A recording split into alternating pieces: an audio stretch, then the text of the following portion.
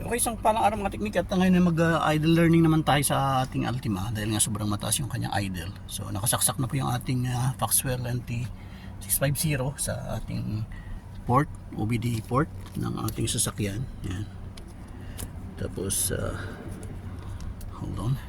Medyo hindi balance yung yan. Tapos on natin. On lang muna mga teknik. Yan, naka-on lang siya. Yan, naka-on lang yung ating, hindi nag-start yung engine kundi on lang. Kung titingnan nyo sa ng susian, yan, on lang. Kita ba? Yan.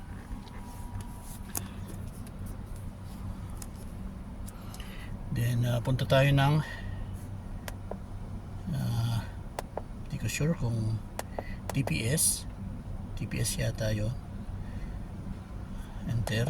Yan. Hanapin natin dito yung ating sasakyan, kung anong brand, Nissan. Yan.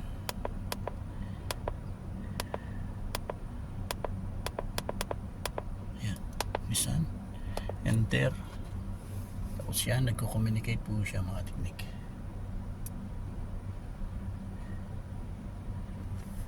Yan, idling air, content learning. Enter natin. So, this function applies to ECM, idle air mass, learning, press enter to continue.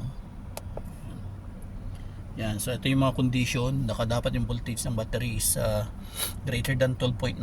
So, okay pa naman tayo dyan. Water temperature dapat 70 to 90. Dapat hindi siya tataas dyan. Tapos yung ating position ng cambio nasa neutral or park. Then, lahat ng mga kwan, tanggalin natin mga load ng electrical load, dapat patay lahat yon. Then okay, press okay natin, F1 to okay. Start the vehicle and let it idle. Start natin. Ayan mga teknik, naka-start na siya. Kung titingnan yung mga teknik, ang taas yung kanyang idle. Bumababa naman siya sa ngayon, pero minsan tumataas. Yan, nasa 1,000 RPM na siya ngayon. So since naka-start na siya, start na natin. Okay, F1 to okay. Yan.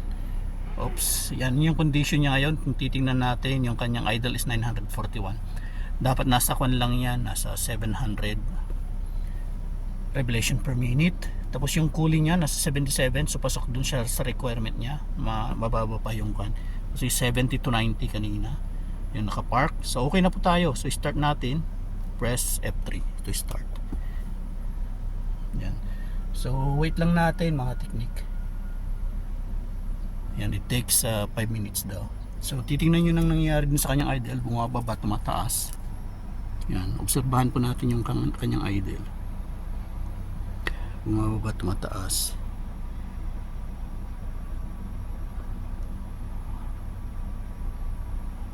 Yan. So wait lang natin for 5 minutes daw. Yan.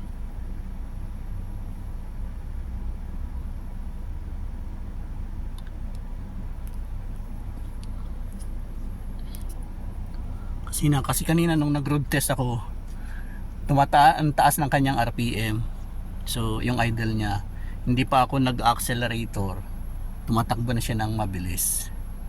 Dahil nga nasa 1.5 yung 1,500 revolution per minute yung kanyang kanina, yung kanyang RPM.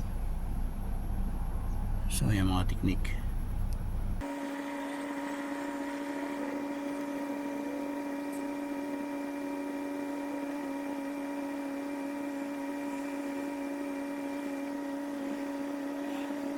So guys, pasensya na sa init dito sa labas ngayon mga kateknik. Tumigil yung aking cellphone sa pag-record. So natapos na yung kanyang idle learning. So pasensya na doon sa na yun. So actually sa sobrang init din kasi rito. Ayan, on na natin yung aircon din. Ayan, wala na yung kanyang panginig. Thanks God. So road test lang tayo. So yung mga teknik, nasa highway tayo. Ayan, test drive. So nasa 80 yung kanyang takbo.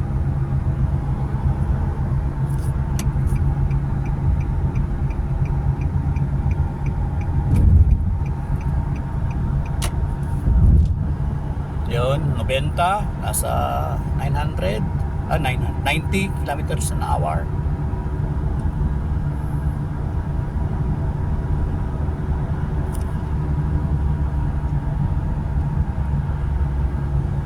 Okay. So, yan. Thanks God at okay na siya mga teknik. So, nandito lang tayo. More power and God bless.